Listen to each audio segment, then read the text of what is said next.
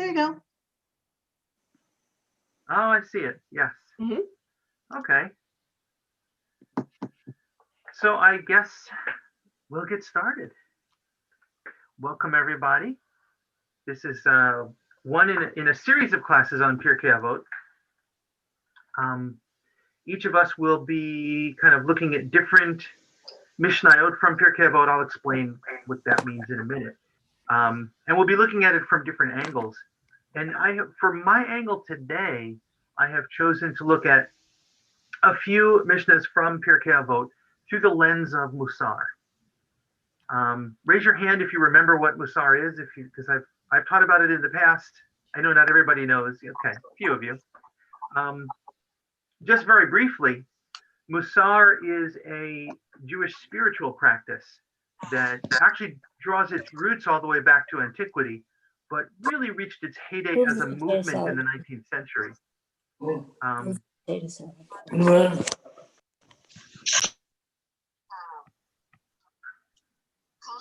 So, what am I hearing? Congress can change. Okay, well, somebody has something going. Basically, what Musar is, it looks at Torah through the lens of the human soul. The idea behind Musar is that our purpose on earth is the refinement and perfection of our own souls. And the lens of Musar gives us a way of looking at Torah and sacred texts and even prayer as a mechanism through which we can attain the perfection of our soul. The spiritual practice of Musar, it's actually very simple. It's really easy to do. And it basically involves picking, I guess, for lack of a better word, a character trait. And, one works like the classic example is humility. So the first thing you have to do is to figure out, where am I on the scale of humility? Am I too humble? Am I not humble enough? And then each day I try to find one or two ways to kind of nudge myself out of my comfort zone in the direction that I need to move. So if I decide that I'm not humble enough, I'm a little too full of myself, and I need to find ways to present myself with a little more humility in the world, then each day I'm going to find a way to kind of shut up when my inclination would be to speak out. I'm going to find a way to not take credit for something when that would be my inclination. On the other hand, if I'm kind of a doormat and I'm not used to speaking up for myself, then each day I try to find a way to push myself out of my comfort zone in the other direction and maybe speak up when my inclination would be to stay quiet. And the idea is at the end of a week, you don't stop practicing humility, but you stop focusing on humility and you focus on something else, maybe honesty, maybe charity, maybe some other character trait. And in a nutshell, that's how Musar works. And the Musar movement developed a whole mechanism of ways to look at sacred text to try and draw out the lessons that we need to learn about ourselves and how we can improve ourselves and be better in the world. The rise to prominence in the 19th century was not without its controversy. Many mainstream rabbis didn't like Musar. They thought it was competing with real Torah study and was therefore not something that their students should be encouraged to do. There was a famous example of a challenge to one of the big Musar masters, where this rabbi asked a Musar teacher, if a student only has 10 minutes a day for study, should they study Torah or should they study Musar? And this question was intended as a trap, because if the Musar master answered, well, if they only have 10 minutes, they should be studying Torah, then the mainstream rabbi could say, aha, so Musar is not really that important. If, on the other hand, the master answered, if they only have 10 minutes to study, they should study Musar, then the rabbi could say, aha, so you really are trying to supplant real Torah study with Musar, right? So that was the trap. Of course, the Musar master didn't fall into the trap. His answer was, well, if a student only has 10 minutes to study, then they should study Musar, and they will quickly discover that they have more than 10 minutes a day for Torah study.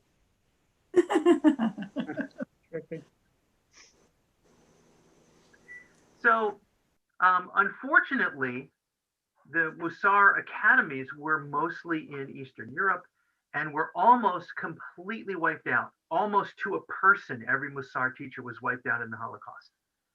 And the Musar movement, even many of the Musar texts, barely survived the Holocaust. And it took many years for Musar to kind of be rediscovered. Now it's fairly popular in many Jewish communities in North America and in Europe. And you can imagine my surprise as I was getting ready to teach about Pirke Avot and trying to decide what I should focus on when we look at Pirke Avot. Imagine my surprise to discover that there is now a Musar yeshiva in Brooklyn and has been for some time, and that a rabbi by the name of Irving Greenberg, a graduate of the Musar yeshiva, it's Beth Joseph Rabbinical Seminary, a graduate of that ceremony, actually wrote a book on Pirke Avot through the lens of Musar. And I'll give you at the end of today, I have a picture of the cover. So if you're interested in the book, it's really very, very good. One of the things I like best about this book is the translations, because Greenberg did his own translation of Pirke Avot, and the translations are really beautiful in modern English. Not at all like many of the translations of Mishnah that you can find. I'll give you an example of that in a few minutes. So before we launch into a study of Pirke Avot, the first question that we should really be asking is, what is Pirke Avot? Like, what is it? Where does it come from? What's the deal with it? And to do that, let me just share my screen with you for a moment. We have to talk a little bit about the Talmud and what is the Talmud and how it's structured. It's not what you think. Like, if you haven't really learned a lot of Talmud, many people think of Talmud as a law book or, like this big source of Jewish rabbinical texts, which it is. It is both of those things, but it's also a lot more. The Talmud began right around the destruction of the Second Temple. Many of the texts that are quoted in the Mishnahs are from before the destruction of the temple, but it was actually first written down in a couple of centuries after the temple was destroyed. And the first bit of the Talmud that was written down, we call the Mishnah. The Mishnah is a set of, much of it is commentaries on Torah text. A lot of it is legal interpretation, just a little bit, or rulings, this way or that. This is kosher, this is not, or, Rabbi so-and-so said this. It tends to be very, very terse. The Mishnah is not a book you can read. It's a book that has to be studied. You have to really pick it apart because it's very, very dense. And it was completed, put into writing by a guy named Yehuda Hanassi. We'll talk more about him in a minute, around the year 200. And almost immediately after that, people began to make commentaries on the Mishnah. Now, I should point out the Mishnah, because Yehuda himself was a lover of the Hebrew language, Hebrew was no longer being spoke. It wasn't the language of the land, even in the first few centuries after the destruction of the temple. People were mostly speaking Aramaic at that time. But because Yehuda Hanassi was a real Hebrew scholar, he loved Hebrew, he wrote down all of the Mishnahs in Hebrew. So the Mishnah texts are all written originally in Hebrew.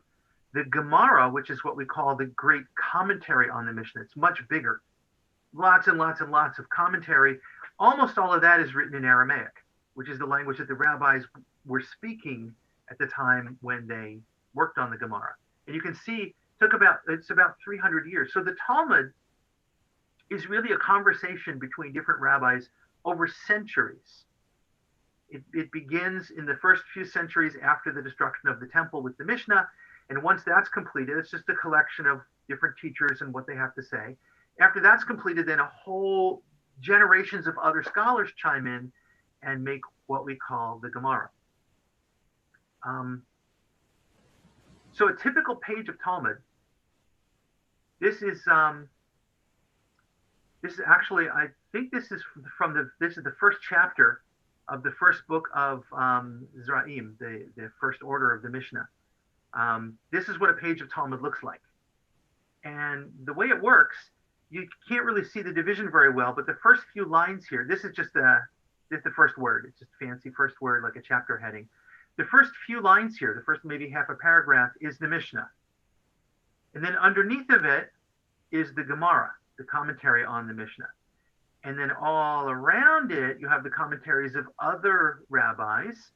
Certain very prominent rabbis have spaces reserved for them, like, Rashi's going to be up here. And so you have all these commentaries. And then when the Talmud was first printed, after the invention of the printing press, we have other rabbinical commentaries that were kind of written as margin notes around the first group. So that's all of this business.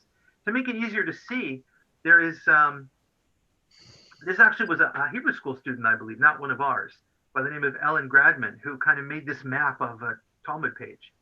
So this makes it like a little easier to understand what's going on. You have the Mishnah, and then the Gemara, and then, so other commentaries here. Here's Rashi, and then even more generations of rabbis kind of writing around the margins like that. So in order to understand the Talmud, I want to start with just the Mishnah. The Mishnah is divided into 6 orders, basically 6 books. They're called orders. And the 6 orders of the Mishnah look like this. Right? Zeraim, meaning seeds, deals mostly with agriculture and the proper blessings over stuff. Moed, which means festivals, is primarily about Shabbat and the festivals. There's a volume called Nashim, which means women. That's mostly focuses on the laws and customs of marriage and divorce. The book called Nezikin, or Damages, which deals with criminal and civil law. Kodoshim, holy things, not the same as Kadoshim or Kadoshim, but holy things deals with ritual sacrifices and some of the dietary law. And Tehorot deals with purity, laws of purity, mostly deals with laws of food purity and bodily purity. Now, you notice I kept saying mostly. This volume mostly deals with this, that volume mostly deals with that. Because even at the time of the Mishnah, this is that first little section, the first little piece of the Talmud, even at the time of the Mishnah, these books were conversations, and like any real conversations, they quite frequently got off topic, sometimes way off topic. So it's hard to know where to find particular things because, they might be talking about seeds and agriculture, and then the conversation might evolve to something else, and there might be rules about something completely unrelated to agriculture that is in the book of Zeraim, just because that's where the conversation came up. Hey, Cantor. Yes. Mishnah was written after the destruction of the temple. So Mishnah quotes sages. So who was doing ritual sacrifices is which I'm trying to figure out. That's a great question. The answer is nobody. Oh, okay. Preparing for the third temple.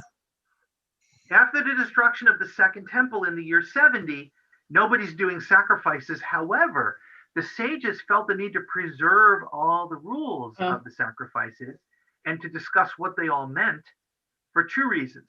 One, because they were sure that someday there would be a sacrificial cult again, so they needed to preserve the rules so that they'd be there for the generation that brought it back.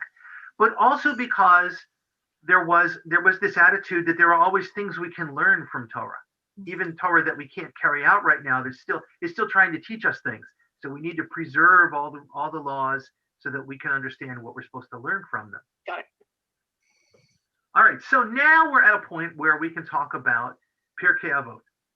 Pirke Avot is an unusual book in the Talmud, in that it is made up entirely of Mishnahs.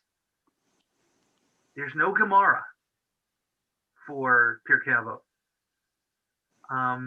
By the way, who knows? This is a trick question. Sherry, you're going to have to hold your tongue for a second. I just want to know, anybody else can chime in if you know the traditional greeting for Yom Kippur. Gemara Tov. Say it again. Gemara Tov. Yes. Or the full version is Gamar Chatima Tova. Right? May you be finished with a good seal. Gamar means to finish. And Gemara is kind of like the finishing of what was started in the Mishnah. That's where the name comes from. So first of all, the question is asked, why does Pirke Avot have no Gemara? And one of the traditional answers is that Pirke Avot it's a collection of aphorisms. It's a collection of little tidbits on how to be a good person and live a good life. And so one of the traditional answers is there's no Gemara for Pirke Avot because you're never finished. Right? If you want to become a good person, there's no end to that. There's nothing else to say. These are the things that you can do to help make sure that you're a good person. The second question, now this is fun, because now that you know that these books very often contain subject matter that wouldn't seem to go with the title, and you know what the titles are. These are the 6 divisions of the Mishnah texts. If you had a book that had little Mishnahs on how to be a decent person, which order would you put that book in? Where does that belong? I mean, it wouldn't seem to have much to do with agriculture or holidays. I don't know. Where do you think we'd find Pirke Avot? The 7th book. It should be a 7th order of the Mishnah. Especially, that would make a lot of sense, especially if there's no Gemara for it. It's just Mishnah. Yeah. But unfortunately, it is in one of these books. Zraim. And why would you put it in Zraim? Civil and criminal law? Yeah. Okay, Nizikin and Zraim are so the agriculture book or the law book. Can either of you tell me why you think it would belong there? Not at all. No idea why it goes with seeds? Well, I feel if you're being a decent person, it's got to do with law, civil and criminal, being civil to one another. Kedoshim. Kedoshim. Being holy, ritual sacrifices, and dietary law. Yeah. So we've named half the books already. Yeah, right. Why wouldn't?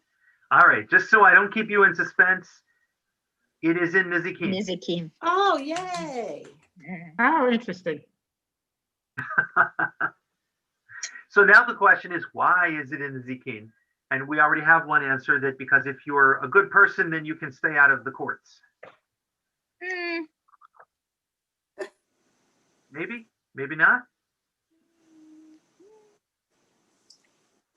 Again, we're not given a reason, but one of the traditional reasons that is given for the presence of Pirke Avot in this order, in the order of Nizikin, is because part of Nizikin talks about the requirements for being a judge. Right? We have all the rules regarding civil and criminal law, including how the law courts are supposed to operate. And because you have discussions of what is necessary to be a good judge, the idea is that these Mishnayot that deal with being a good person are also critical for the judges. Awesome. But the real answer is we don't have any idea why it's in Nizikin. It just is. Okay. Incidentally, it's because we're looking at stuff in the book of Nizikin. I should mention, does anybody know the Yiddish term nazik? The what? The Yiddish. The Yiddish term nazik. What does it mean to be a nazik? A nazik? No. I don't think I ever heard that one. I can't tell if I heard it. I think I might have heard it. No? It means a little devil. Okay. Oh, we used to call them a mamza when they were Yeah, little. well, that's. Oh. Okay, that's not the same word. No, it's not the That's- same, I know. that's but a very what different they meaning, used to but, do. Okay, Not a at all. mazik. Mazik with an Okay, M. mazik. Mazik. Mazik with an M is the same. A mazik, right. Okay, my ex-husband used to call my stepdaughter that. He used to call her a little Okay. mazik. Little mazik, okay. Yeah, it is the same word. We get the idea of damages, from this image of, just a little destructive kid. If your kid hits a baseball through my window, then who's responsible? Well, that's an issue for an Ezekiel. This is something we have to take up in the court. So anyway, now we have Pirke Avot. We're going to look at a couple of Mishnahs from chapter 2. And just so that I can give you the flavor of how good these translations are, I want to begin with the first Mishnah in chapter 2 in a bad translation. And I don't have the bad translation to put in front of you, but that's okay because it's not that comprehensible anyway. Oh, Right? So the bad translation is, Rabbi said, which is the right way that a man should choose unto himself? One which is itself an honor to the person adopting it, and on account of which honor accrues to him from men. And be thou careful with a light precept, as with a grave one, for thou knowest not the grant of reward for the fulfillment of precepts. So you can sort of make it out, but yeah. I really love Rabbi Greenberg's translations. And if we can have a volunteer to take this one on. Yeah, I'll read it. Anybody want to read the English here? I can read it. Go ahead. Rabbi Yehuda the Prince says, what is the righteous path that a person should choose for himself? One which honors the person doing the action and which other people honor. Be as careful to do a minor mitzvah as a major mitzvah, for you do not know what is the actual reward for individual mitzvot. Always weigh the cost of doing a mitzvah against its reward, and the gain in doing a sin against the loss. Look carefully at 3 factors, and you will never come to commit a sin. Know what is above you, a seeing eye, a listening ear, and that all your actions are written down in the heavenly book. I like it. Okay. Yeah, it is a much cleaner and more understandable translation, I think. Yeah. First of all, who's Rabbi? Rabbi. So it does say Yehuda Yehuda Hanasi. Hanasi. Yehuda the Hanasi. Prince. It's yes, Yuda. Yehuda Hanasi. Yehuda Hanasi. Right. That's Yehuda the Prince. Right. He is the rabbi credited with actually writing down all the Mishnayot. Mm-hmm. And any time in the Mishnahs, when you hear a quote that's from Rabbi, without, Rabbi Ben so-and-so or whatever, if it's just Rabbi, it's attributed to Yehuda. Okay. And as I said before, Yehuda was a real, I don't know if Hebraiophile is a word, but he loved Hebrew. It is reported that they spoke only Hebrew in his household. There is a saying in the Talmud that the maids in Yehuda Hanasi's house spoke such beautiful Hebrew that Torah scholars would ask them for translations of rare Hebrew words.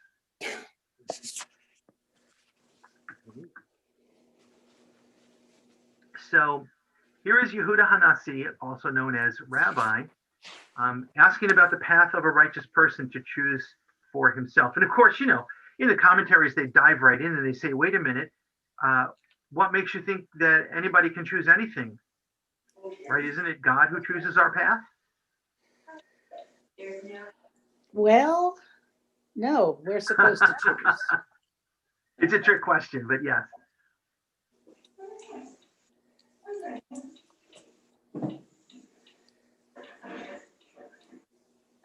Right. So the biblical quotes in the Talmud are not by chapter and verse, because chapters and verses weren't invented until much, much later. Usually they'll say something like, as it is said, or as it is written, but usually it's as it is said will be a quote from Torah. And here you get a quote from Proverbs chapter 16, that a person chooses their path, but God directs their steps. Well,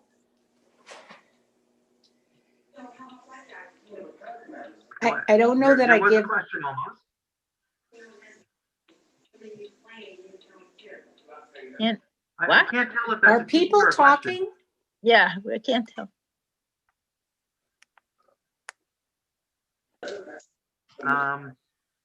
Okay, so we don't have a question. Jill, did you have a question?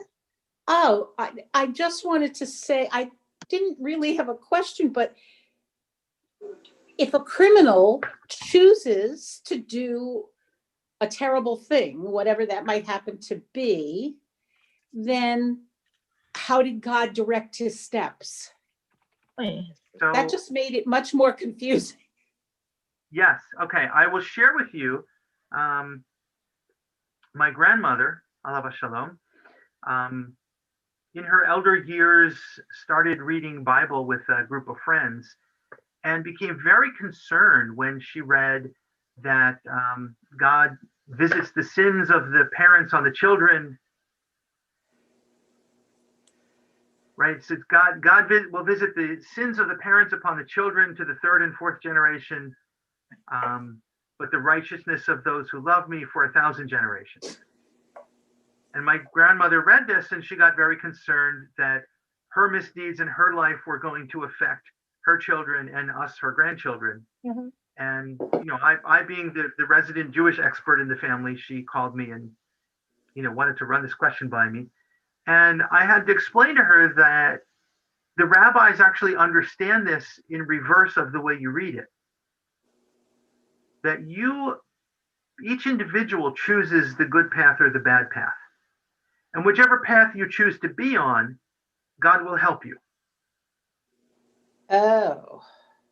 The way it works is, if you do a good deed, and this is actually at the very heart of Musar practice. If you do a good deed, every time you do a good thing, it becomes easier and easier to do good things. thanks. So once you make a decision to go down that path and start doing good things, it becomes easier and easier to be a good person, as it were. The converse is also true. Every time you commit a sin, it becomes easier and easier to commit more and more sins. So no matter which path you choose, God will make it easier for you. You choose the path, God will help you down that path. But why? Does that make sense? No, why would God help you down a bad path? I mean, wouldn't God try to turn you from the bad path in some way, even though you have free will and all that? I mean, Oh, absolutely. That's what Torah is for. okay. Well, you just said, I just thought you said if God, if you go down the bad path, God will help you go down the bad path. Was I misunderstanding you? No, that is the understanding. That when if you think about it, that is how it works in a practical sense. Yeah. When you commit a sin, it might be, the first time you steal that pack of gum, it's really, Right. you really struggle. It's hard. It's sweaty. You're like, oh my God, what if I get caught? After you've done it a few times, it gets easy. So choosing the bad path and continuing to sin becomes easier and easier, just as choosing the good path and continuing not to sin becomes easier and easier. No matter which path you choose, God will help you down that path. I still don't. You don't like that God will help you down a bad path as Yes, much as God we will don't help you Yeah, down it a just good doesn't path. sound, it just doesn't sound Godlike. godlike. Thank you. Well, the Stuart. point of it is that the choice is ours. Right. The choice of your path is yours. Stuart, Okay. Yes. you can relate it to Pharaoh when it says God hardened Pharaoh's heart. Pharaoh had a tendency to hate and to do the wrong thing. So it just made it easier for him to continue doing it. Yeah, but well, Not to, because this was his So, nature. Cheryl, let me come at this from a different perspective. Okay. And I'm gonna quote Irving Greenberg here from the introduction of his book. He doesn't use these words exactly, but he compares God to a good parent in a sense that, and this is the quote, God is becoming less manifest, but more present in order to summon human beings to a higher level of responsibility in realizing the goals of the covenant. Okay. I love that, That's the way that he's got that stated, right? So Yeah. God is not in your face the way God is in your face in the book of Genesis, but God is still very present. Even though God isn't manifest, God is still present. And I understand. the point is that it's our responsibility Right. to choose the right path. Right. That God's But- not going to choose the right path for us, because that's something that we're here to do. That's our purpose. But doesn't God encourage you? Oh, yes. If you're doing Oh, yeah. bad, God gives us Torah and teachers and, all kinds of good stuff.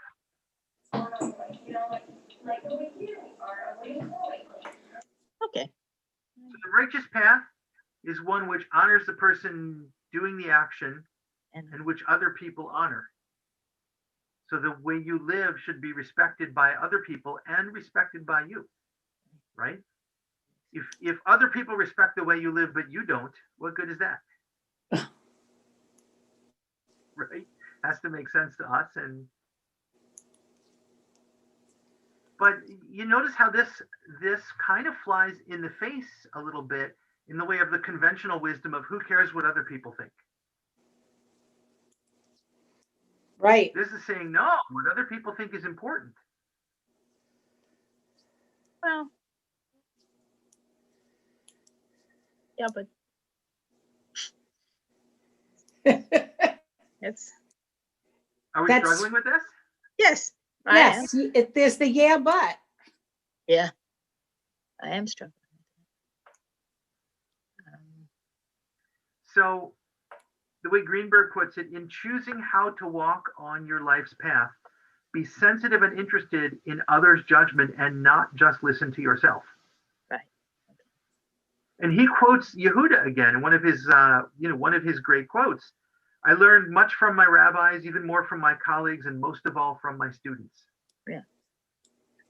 Right? You got to be open to what others think. But there's a balance. There's got to be a balance, Well, yes. because you can't go all So the way you to, have to respect yourself. right. And you have to, I mean, right? yes, Kind of built yeah, into you this can't go. quote here. Mhm, But you always have to be aware that you don't live alone, right. that you live in a community. You must Right. live in a community, really. So you have to be aware of that community, and it's actually helpful. Well, yes and no. I mean, obviously. That's, Oh yes, community is important. We'll get to that. Let's go on to the major and minor mitzvah.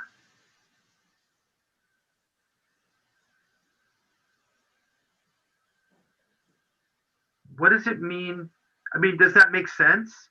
Why should we be as careful to do a small mitzvah as a big one? Wouldn't the big ones be more important? No, No, if you can. Why not? because any good is good. Ah, Because the small ones might be overlooked more, such as shooing the bird away before you take the egg, Well, it's good practice. considered a small mitzvah. Yeah, it's Yeah. good practice too. no, these are good. And it's true. Every small act of kindness in the world is important. So you should be careful to do even the little things. If you only do the big mitzvahs and not the little ones, you're not doing it right, according to Yehuda. Could it be that not everybody could do a big mitzvah, so small ones are just as good as big ones? Right? Yeah, I You don't don't have the think so. opportunity all the time to do a. Just Big as mitzvah. good. Also, I'm you not don't know sure the he's saying just as good.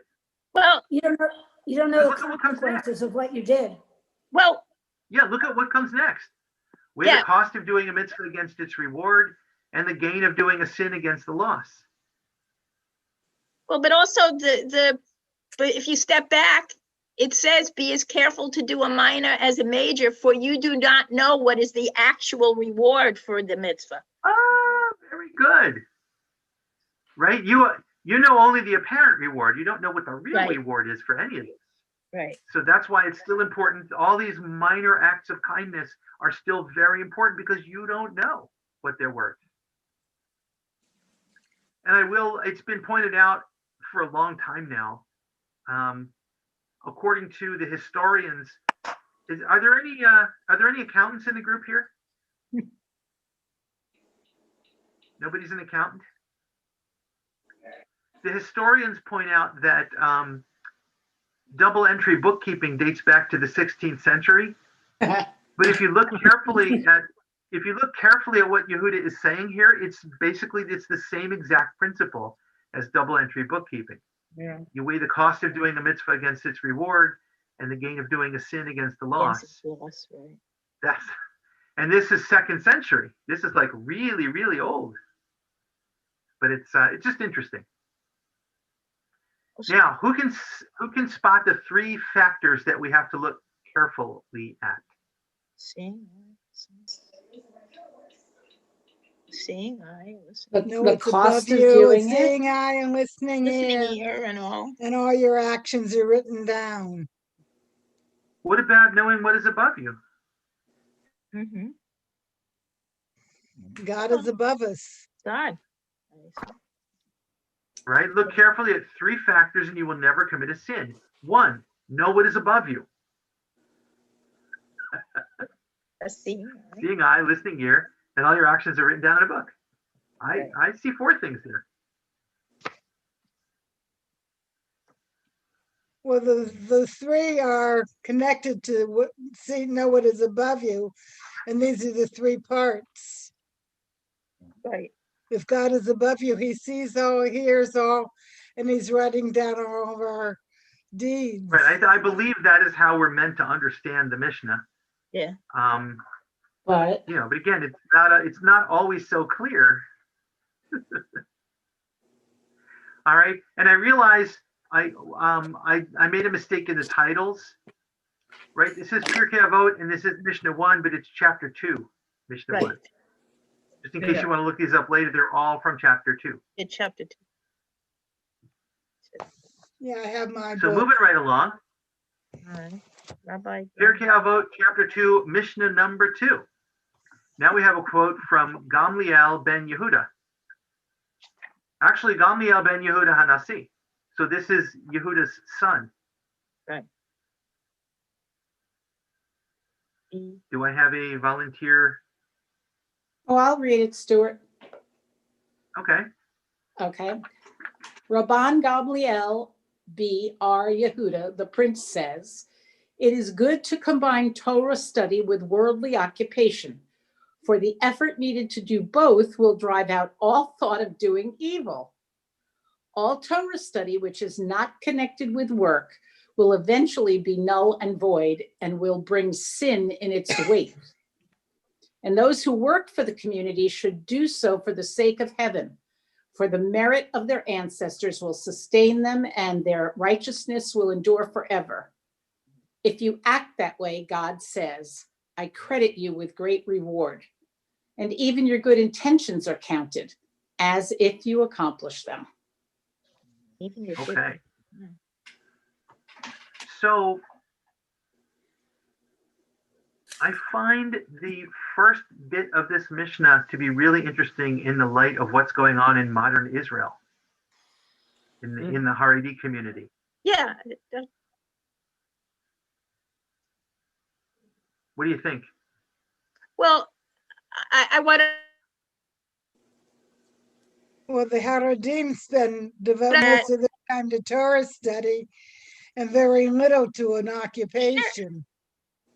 Wasn't I in the middle of So something? whoever else is actually- trying to talk, you're breaking up. Here. Oh. Yeah. So, Cheryl, why don't you go first?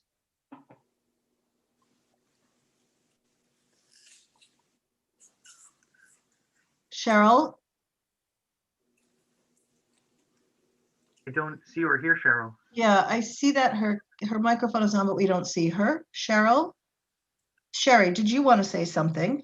Yeah, I was going to say the Haredim think study Torah is more important than anything else. Most of them do not have a worldly occupation. Right. They count on someone else to do it. And they just Yeah, in study Israel, all in the day. Haredi communities in Israel, the number is right around 60% are full-time Torah students with no occupation. Right. Oh, my God. They're all on welfare. Yeah, the Yes, state they takes. all live on government stipends and just study Torah all day long. Right. Cheryl, did you want to say something? Yeah, well, that's what I was going to ask the question, and I guess I was breaking up. I had to go out and come back in because sometimes my Zoom freezes. But I mean, I understand a lot of the times, I know people here who, their parents or, as they get older, support them so they can study Torah full time. So this seems, again, like a contradiction to this. Yeah. So Yehuda back in the 2nd century was insistent that it was as important to have an occupation as it was to study Torah. You can't be a well-rounded scholar. And in fact, all of the people that we're quoting here, all of these sages in the Mishnah and the Gemara, they all had occupations. They were well diggers and carpenters and tailors and blacksmiths. Well, in the Middle Ages, Maimonides was famously a physician. Right. But they all worked. Yes, Jill. how did the Haredi get away with this? I mean, that is what we hear. What we hear is, I mean, and I don't know, but what we hear is that, that the men are supposed to go and study. That's their thing. And I mean, and I always wonder about that. It's like, well, if they're studying all day and the wife is cooking and cleaning and taking care of the children all day, other than welfare, who's working? Who's doing what? Well, sometimes the wife is working. Right. It's usually No, harder this is to be a wife this is than a This husband. has got to be a subject for another time. This is like huge. yeah. No, Oh, it's a point of this is a contention biggie. The it's a point of statement contention in says, modern Israel. the If statement they says, go with it by the title rabbi, they get a stipend from the government. the statement in the Mishnah says, it is good to combine Torah study with worldly occupation. And I think the Haredi would say they have arranged that. They are dealing with the world in however they have arranged it. They're not starving to death. They're not, but I think that's how they might say that they are indeed combining study with worldly. Right, but here it is, right in the Mishnah. Here it is. Torah study, which is not connected with work, will eventually be null and void and will bring sin in its wake. But can I ask a question? The question Sure. I have is what it sounds like he's saying is, the busier you keep yourself, the less sin, but it doesn't talk about the inherent goodness of work.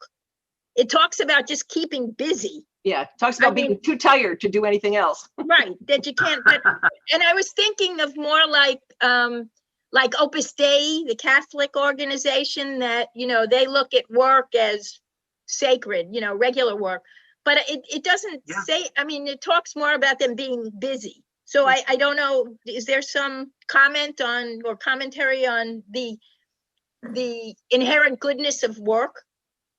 Oh, plenty. Remember, we're just looking at the Mishnah. There's no Gemara for Pirke Avot, but there's certainly plenty of commentary. Okay. And by and large, the rabbis who comment on this, they felt that having a profession helps to shape your moral being. Well, exactly. Okay. Right, and again, all of the sages that are quoted in the Mishnah and the Gemara, they all had day jobs. So they were living it as well as teaching it. Did this teaching cause problems when rabbis started getting paid? No, because by and large, rabbis get paid to teach, and the stuff that they're paid for is not. They don't get paid to sit and study. They're expected to sit and study as part of their,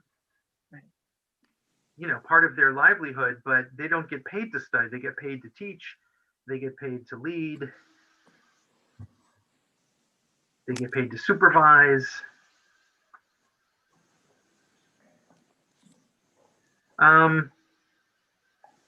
So before we move on from this one, let's just take a look at the communal aspect at the end of this paragraph. Those who work for the community should do so for the sake of heaven. For the merit of their ancestors will sustain them, and their righteousness will endure forever. What does that mean?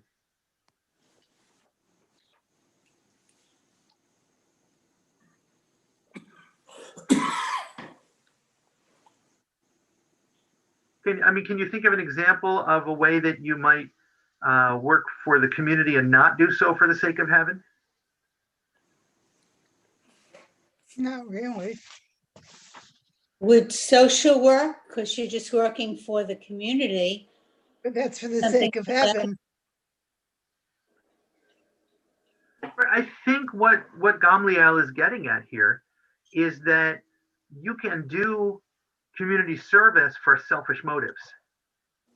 Oh, okay. Okay. Oh, look at me, I'm so good. I'm helping the poor. I'm feeding the hungry. And that it's really, according to Gamliel, it's only rewarding in the big sense if you do it for the right reasons. Right. Okay, yeah. Making sense? Mhm. Yeah. All right. I would like, because we're running short on time and I don't want to miss Mishnah 10. Okay. I want to skip ahead to Mishnah 10. Now, Rabbi Eliezer, some of you may know him. I know that Ann taught about him last year. I just found a really cool teaching about Rabbi Eliezer. So let's take a look at this Mishnah. Do I have a volunteer? I'll read it. Okay. Each of them made 3 statements. Rabbi Eliezer said, "Your friend's honor should be as precious to you as your own. Do not be quick to anger. Repent one day before your death." He added, "Warm yourself by the fires of the sages, but be careful that their glowing coals not sear you. For their bite is as wounding as the bite of a fox. Their sting is as painful as a scorpion's. Their whisper is like the hiss of a fiery snake, and all their words are like coals of fire." Ooh, them are Yeah. fighting words. Wow. Heavy duty. Now, Eliezer, there's a bit of anger there. Anybody remember why? Oh, I think he had his arguments with the rest of the guys. He did, and he lost. Yeah. So I'm going to save the biographical information on Rabbi Eliezer for a few minutes. Let's just take a look at what he's saying. Let your friend's honor be as precious to you as your own. What do you mean by this? Correct. your friend's I honor. mean, there is a really terrific Bible quote that everybody's familiar with. Well, Do unto others do as unto you would others have as you would others have do. them do to you. Well, your friend's honor. Say it again. Do unto others as you would have them do to you, or Absolutely. And there's another one too. Love your neighbor as yourself. Yes, as yourself. Right. Do not do to others Right? as you So would he's not have them do essentially to you. restating these ideas. What? As Shelley, Samuel said, do not do unto others Right, as you should. As you would have them do to you. as you would Yeah. not have. Yeah. Which either way. Pass me your plate. All right. Do not be quick to anger.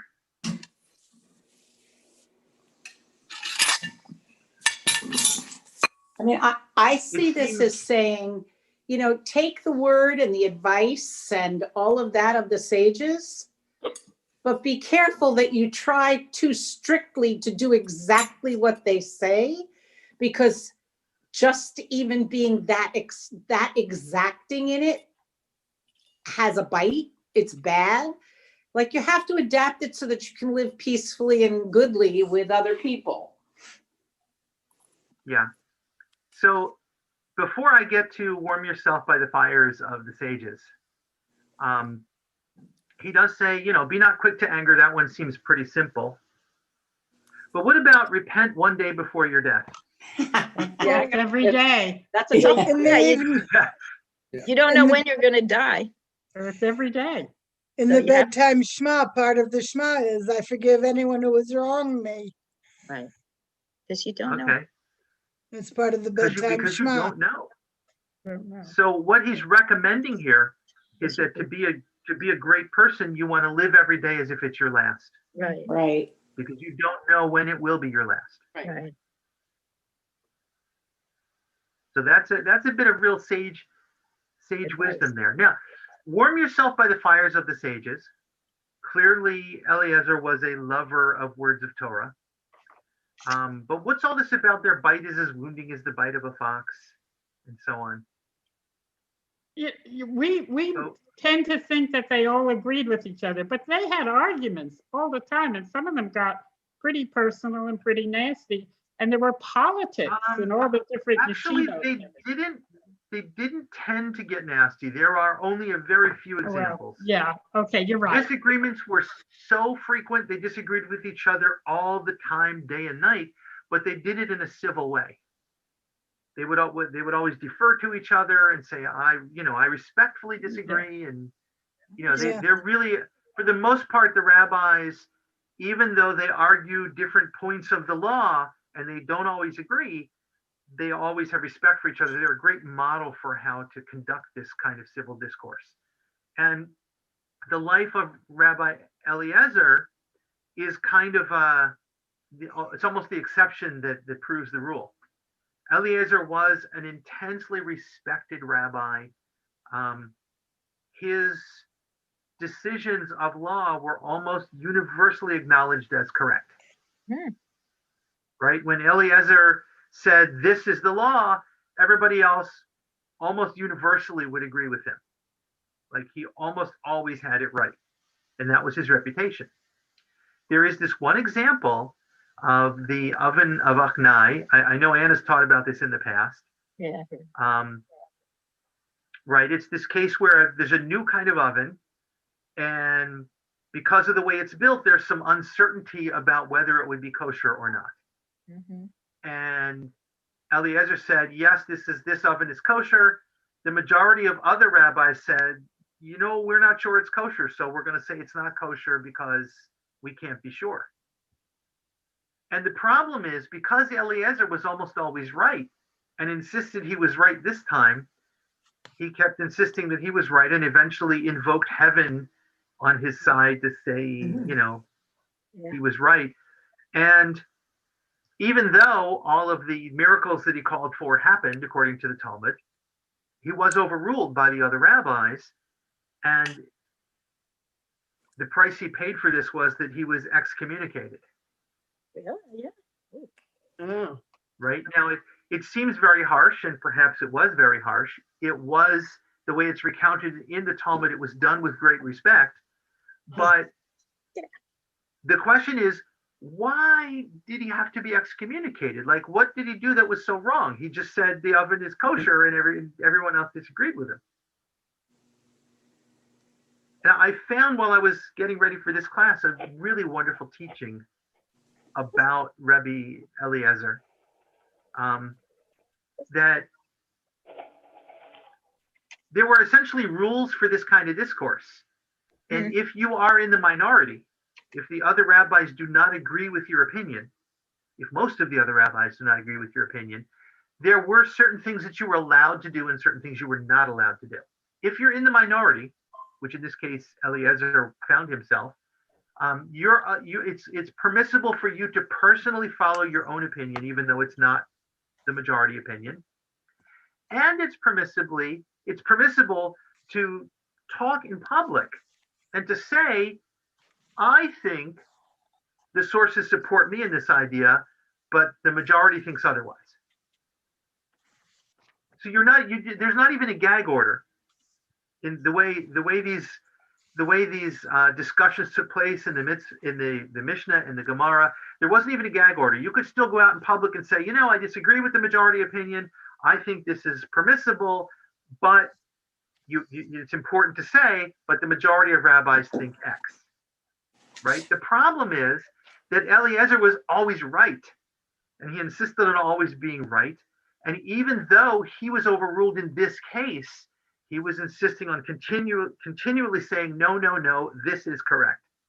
And this is the reason, not because he disagreed with them, but because he would not allow the majority opinion to have any weight, that this is why he found himself on the wrong side of the law here. And, you can see in this Mishnah, he's saying, warm yourself by the fire of the sages, but be careful because you can get burned.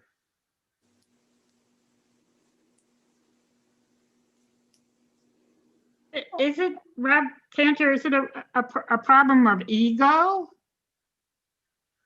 I think so. And again, it's a great place to end because it ties right back into the Musar teaching that ego or humility must be in balance. Right. It's really important to speak your mind and to say, I think this is right. But when you are overruled, it's also equally as important to be able to say, you know what, the majority says otherwise, and I will behave in accordance with the majority's wishes, even though I don't agree. Yes. Thank you. At the end of that story, if I remember, when Rabbi Eliezer went out of the study room, God came to him and said, he goes, you showed everyone I was right. Why didn't you stand up for me? He goes, I know you were right, but my children have overruled me. Which was a quote, God saying, you were right, but they overruled. But that's and there's some subtlety to this also, that the rabbinic principle is to build a fence around the law. okay. So that even if there are some things that would be technically permitted, but that you should still not do them anyway because it could lead to doing things that are not permitted. So the majority opinion was, sure, this particular construction of oven might be kosher, but if there's any chance that it's not, we're going to say you can't use this oven because it might not be kosher.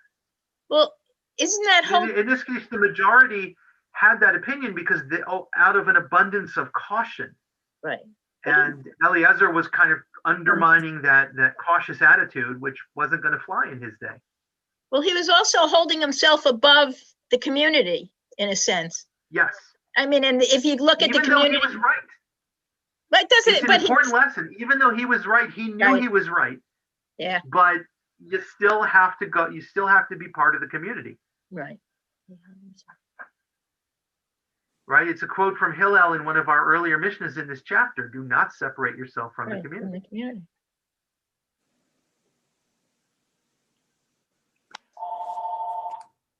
All right. So I'm it's hard to unshare my screen when all your pictures are in the way. There we go. You were going to share the book title with us, the translation. Oh, and I'm going to share the book title with you. It is because I did like the translations. Yeah, it's really it's a nice little volume. Here it is. Mm-hmm. Irving Greenberg. It's called Sage Advice. Ah. Thank you. I have a little. Irving. Yes. Irving Sage Advice by Irving Greenberg. So it was so surprising and refreshing to find a Musar commentary on Pirke Avot. I really enjoy it. I am enjoying it. I'm not done with it yet. But anyway, thank you all. Thank you. Are there any other questions? Thank you very much. On behalf of everyone, I want to thank Cantor Binder for a most enjoyable class, your discussion, all of that. I want to just mark your calendars. Rabbi Blum will be teaching next month, Thursday, November 12th, same time, same channel. and Rabbi Blum will bring her unique interpretation to text in Okay, Pirke cool. Avot. So thank you all for joining us and have a wonderful rest